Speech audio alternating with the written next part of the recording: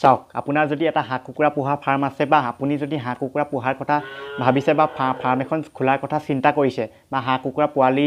Business কৰাৰ কথা চিন্তা কৰিছে তেন্তে আপুনি নিশ্চয় এটা ইনকুবেটৰ লোৱাৰ কথাও চিন্তা কৰিছে মানে হাঁহ কুকুৰা নোহোৱাকৈ পোৱালি উমনি দিব পৰা যিটো মেচিন সেই মেচিনটো লোৱাৰ কথা চিন্তা কৰিছে আৰু আপুনি যদি এই মেচিনটো কিনি নানি ঘৰতে নিজে বনাও বুলি ভাবিছে তেনেহ'লে আজিৰ ভিডিঅ'টো চাওক কাৰণ আজিৰ ভিডিঅ'টোত মই আপোনালোকক সকলোখিনি পৰিপাটিকৈ চিজিলকৈ দেখাই দিম যে কেনেকৈ আপুনি ঘৰতে কম খৰচত এটা ইনকুবেটৰ বনাব পাৰিব কাৰণ চাওক বজাৰত যদি আপুনি এটা ইনকুবেটৰ কিনিবলৈ যায় তেনেহ'লে আপোনাৰ 5,000 পৰা 10,000 টকাৰ ভিতৰত আপোনাৰ পৰে মেক্সিমাম 5,000 পৰা 10,000 টকাৰ ভিতৰত ল'বই কিন্তু যদি আপুনি অলপমান মাথা মাৰি ঘৰতে অলপ চেষ্টা কৰি চেষ্টা কৰি আৰু অনলাইনৰ পৰা দুই এটা বস্তু মগাই আনি ঘৰতে যদি অকণমান খুটখাট কৰে কামত লাগে তেনেহ'লে আপুনি খুব বেছি টকা 1,500 টকাৰ ভিতৰত আপুনি এটা ঘৰতে নিজেই এটা 100 পৰা 400টা কণী উমনি দিব পৰা ইনকুবেটৰ নিজে বনাব পাৰিব আৰু যদি তেনেহ'লে বলক যদি বনাব বিচাৰে এই ইনকুবেটৰটো ঘৰতে তেনেহ'লে আজি ভিডিঅ'টো চাওক কাৰণ ভিডিঅ'টো মই সকলোখিনি পৰিপাটিকৈ দেখাই দিম তেনেহ'লে বলক আমাৰ কামখিনি আৰম্ভ কৰোঁ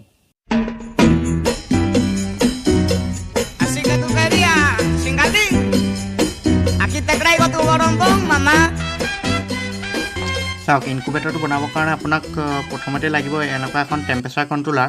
W1209 টেম্পাৰেচাৰ কণ্ট্ৰলাৰ বুলি আপুনি Amazon বা Flipkartত মাৰি দিলে পাই যাব সহজে পাই যাব আৰু তাৰপিছত লাগিব আপোনাক এনেকুৱা 12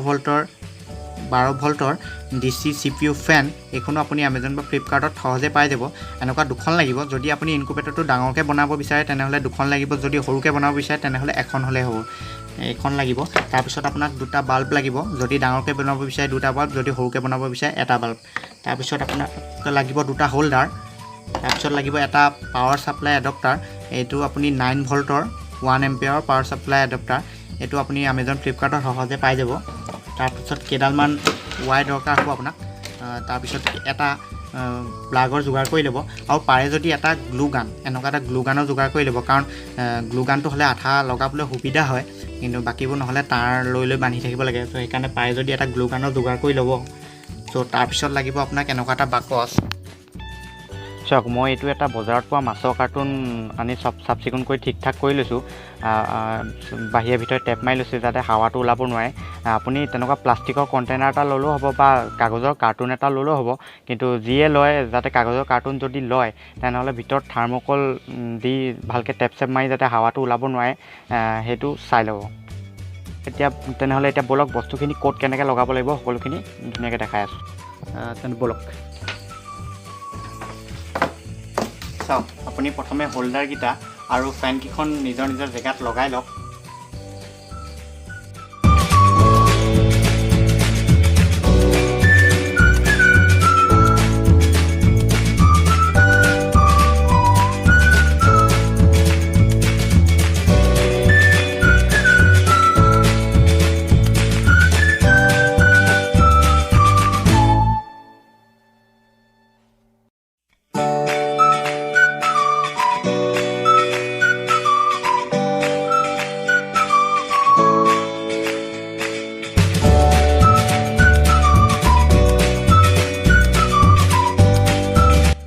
এতিয়া সকলোখিনি বস্তু জেগাই জেগাই লগালোঁ এফালে দুটা হোল্ডাৰ লগালোঁ আৰু এফালে দুখন ফেন লগালোঁ এতিয়া দুইটা হোল্ডাৰ একেলগে কানেকশ্যন কৰিব লাগিব আৰু দুইখন ফেন আৰু এই দুইখন ফেন একেলগে কানেকশ্যন কৰিব লাগিব তো বলক এতিয়া কানেকশ্যনকেইটা কৰি লওঁ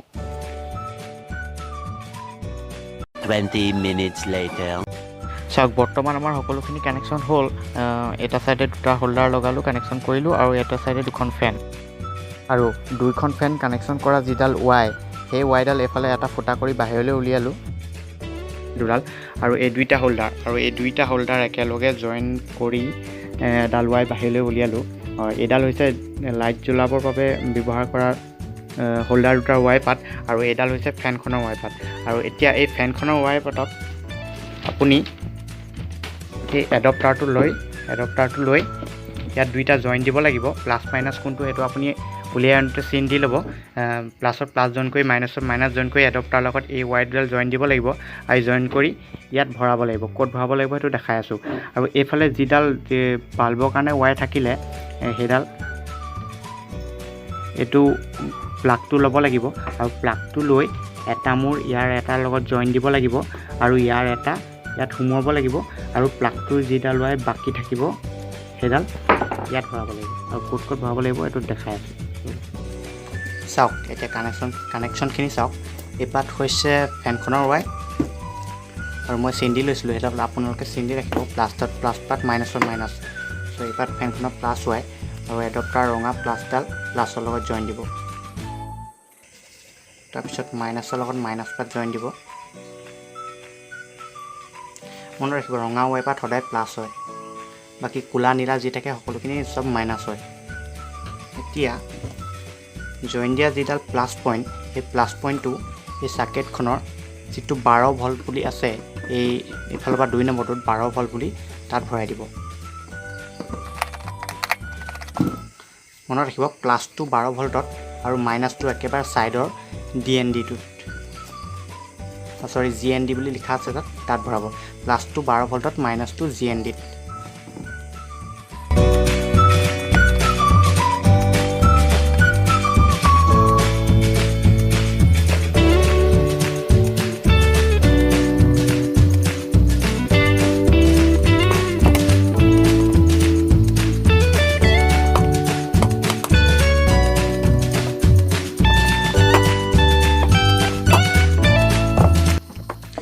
এডপ্টাৰ আৰু ফেনখনৰ কাম শেষ হ'ল এতিয়া বাকী থাকিল এই পাত হোল্ডাৰকেইটা মানে বাল্বটো জ্বলাবৰ কাৰণে বাকী থকা ৱাই দুপাত চ' এই দুপাতৰ লগত এই প্লাগটো জইন দিব লাগিব চ' ইয়াৰ এপাত ৱাই ছাইডৰ কেও বুলি যিটো আছে যিটো পাৰ্ট আছে সেই পাৰ্টটোত ভৰাই দিব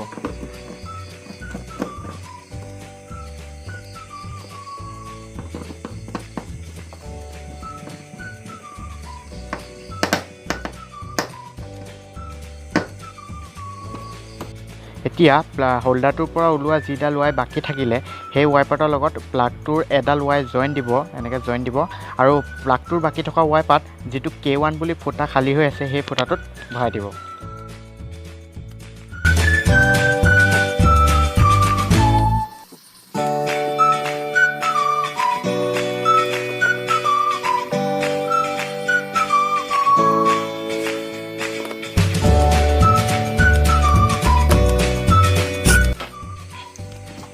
চ' এইখিনি আছিল কানেকশ্যন দেখিলে কিমান সাধাৰণ চ' হৈ গ'ল এতিয়া আপুনি টেষ্টিং কৰিব লাগিব টেষ্টিং কৰি এইখনত মিলাব লাগিব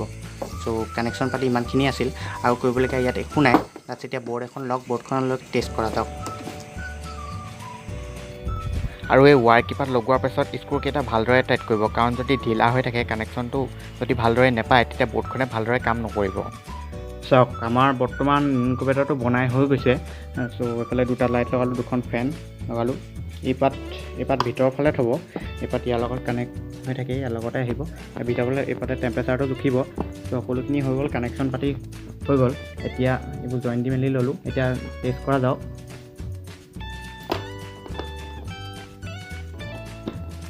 এতিয়া আপুনি এই বৰ্ডখনৰ ছেটিংছটো কেনেকৈ কৰিব মই সেইটো আপোনাক দেখাই আছোঁ আপোনালোকক চ' প্ৰথমে ছুইচটো দিলে ছুইচটো দিয়া মাত্ৰক দেখিলে ইয়াত 27 ডিগ্ৰী চেলচিয়াছ ত' এইফালে এই দুটা লাইট জ্বলি গ'ল আৰু এই ফেন দুখন চলিলে চ' এতিয়া চাওক ইয়াত কণী উমনি দিবৰ বাবে ইয়াৰ উষ্ণতাটো হ'ব লাগিব 37.0 পৰা 37.9 ডিগ্ৰী চেলচিয়াছৰ ভিতৰত এতিয়া আপুনি এই বৰ্ডখনত ছেট কৰিব লাগিব যে কিমান ডিগ্ৰী চেলচিয়াছ হ'লে লাইট দুটা নিজে নিজে নুমাব আৰু কিমান তললৈ উষ্ণতাটো নামিলে লাইট দুটা নিজে নিজে জ্বলিব আপুনি ফাৰ্ষ্ট হাই টেম্পাৰেচাৰটো ছেট কৰিবৰ কাৰণে আপুনি এইটো ছাইডৰ যিটো বুটাম সেই বুটামটো এবাৰ টিপক টিপিলে দেখিলে যে এইটো এনেকৈ ঢিপ কৰিব বৰ্তমান দেখাইছে 37.9 চ' এইটো বঢ়াবৰ কাৰণে মাজৰ ছুইচটো টিপিব লাগিব আৰু যদি কমাব বিচাৰে ছাইডৰটো টিপিব লাগিব চ' এই টেম্পাৰেচাৰটো আপুনি ৰাখিব লাগিব 37.5ৰ পৰা 38.0ৰ ভিতৰত চ' এইটো আমি বৰ্তমান ৰাখিম 37.9 চ' এইটো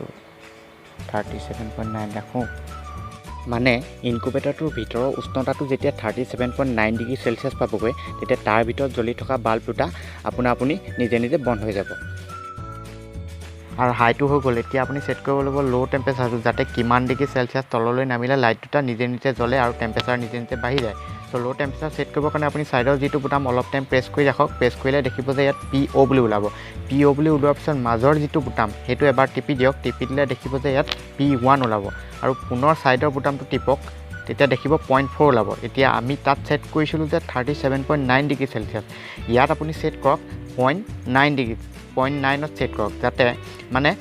0.9 ডিগ্ৰী সেলসিয়াছ কমি গ'লে মানে 37.0 ডিগ্ৰী হ'লে লাইটটো যাতে নিজে নিজে পুনৰ জ্বলি যায় আৰু উষ্ণতাটো পুনৰ বাঢ়ি যায় এতিয়া হাই লো আৰু দুটা টেম্পাৰেচাৰ সেট কৰা হৈ গ'ল এতিয়া চাব যে আপোনালোকে 37.9 ডিগ্ৰী যেতিয়া হ'ব তেতিয়া লাইট দুটা নিজে নিজে অফ হ'ব আৰু 37.0 লৈ যেতিয়া নামি আহিব তেতিয়া লাইট দুটা পুনৰ জ্বলি যাব এতিয়া ঢাকনিখন লগাই দিওঁ যাতে সোনকালে টেম্পাৰেচাৰটো বাঢ়িব পাৰে মানে কথা ঠিক এনেকুৱা উমনি পোৱালি ওলাবৰ বাবে আপোনাৰ ইনকুবেটৰটো উষ্ণতা 37.2 ডিগ্ৰী সেলসিয়াছৰ পৰা 37.9 মানৰ ভিতৰত থাকিব লাগে আৰু সেইকাৰণে ল' আৰু হাই টেম্পাৰেচাৰটো ছেট কৰিব লাগে মানে এতিয়া ইয়াত 37.9 ডিগ্ৰী সেলসিয়াছ হ'ব তেতিয়া লাইট দুটা আপুনি নিজে অফ হ'ব আৰু টেম্পাৰেচাৰটো কমি আহিব নিজে আৰু কমি আহি টেম্পাৰেচাৰটো যেতিয়া 37.0 ডিগ্ৰী পাবহি তেতিয়া লাইট দুটা পুনৰ জ্বলি যাব মানে এইভাগে ইনকুবেটৰটোৱে নিজে নিজৰ উষ্ণতাটো একদম জোখত ৰাখিব চ' এতিয়া ঢাকনিখন মাৰিলে টেম্পাৰেচাৰটো লাহে লাহে বাঢ়িব ধৰিছে A few moments later. চাওক 37.3 হৈছে যেতিয়া 37.9 হ'ব নিজে নিজে লাইট দুটা বন্ধ হ'ব চ' এতিয়া 37.7 8 দেখিলে 37.9 যেতিয়া হ'ল লাইট দুটা নিজে নিজে বন্ধ হ'ব তেতিয়া আকৌ এইটো টেম্পাৰেচাৰটো কমি 37.2 ডিগ্ৰী 37 ডিগ্ৰী সেলসিয়াছলৈ আহিব তেতিয়া আপোনাৰ লাইট দুটা নিজে নিজে জ্বলি যাব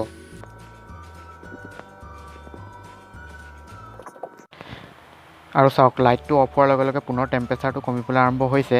এতিয়া 37.5 হৈছে যেতিয়া 37 ডিগ্ৰী সেলসিয়াছ হ'ব নিজে নিজে লাইটটো জ্বলি যাব আকৌ চাব 37.3 2 আহিলে 1 37.0 চাব জ্বলি যাব তো দেখিলে 37.0 যেতিয়া হ'ল নিজে নিজে লাইট দুটা পুনৰ জ্বলি গ'ল আৰু এইভাগে ইনকুবেটৰটোৰ টেম্পাৰেচাৰটো নিজে নিজে নিয়ন্ত্ৰণ হৈ থাকিব চ' এইখিনি আছিল ইয়াৰ কানেকশ্যন আৰু কেনেকৈ বৰ্ডত কি মিলাব লাগে টেম্পাৰেচাৰ মিলাব লাগে সেইখিনি আশা কৰোঁ সকলোখিনি ভালদৰে বুজিব পাৰিলে এতিয়া ইয়াত কেনেকৈ কণী দিব লাগিব কি কৰিব লাগিব এইটো এতিয়া আমাৰ মেচিন কণী উমনি দিবৰ বাবে ৰেডি হৈ গ'ল ইয়াত উমনি দিবৰ বাবে ইনকুবেটৰটোৰ তলত ধুনীয়াকৈ বাতৰি কাগজ বা তুঁহগুৰি বা পটান চটান পাৰি ধুনীয়াকৈ কণীখিনি লাইন পাতি পাৰি দিব আৰু এই বাল্ব দুটাৰ তলত এনেকৈ দুটা পানীৰ পাত্ৰ ৰাখিব যাতে ইনকুবেটৰটোৰ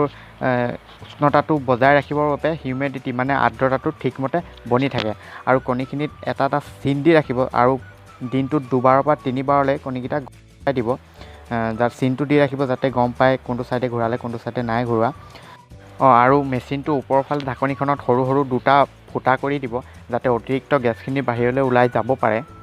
বাকী বেলেগ ক'তো ফুটা নাৰাখিব চাওক এতিয়া এইটো খুলি থৈছোঁ কাৰণে আমাৰ মেচিনটোৰ টেম্পাৰেচাৰটো কমি আছে যেতিয়া ঢাকনিখন দি দিম